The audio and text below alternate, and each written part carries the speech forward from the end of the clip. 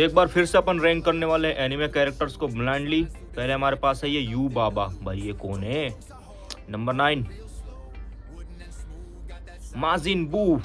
Number 5 बस इसलिए क्योंकि पिंक है। भाई कौन कौन से बाबा आदम के जमाने की एनिमे आ रहे हैं भाई ये सब। नंबर 7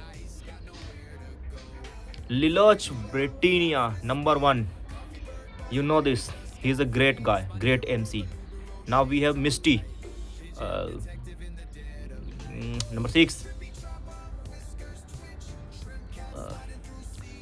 ब्रो को फाइंड डेकू। क्या यहाँ पे क्या कर रहे हो आप। नंबर 4 की भाई मैंने देखा इसको, घिवली वाली मूवी थी ये। नंबर 3 क्योंकि भाई बहुत ही गंदे फिल्टर्स हैं इसमें। फोइनस इक्की। नंबर 8 एस केचप टवन। Come on give me Luffy और समथिंग।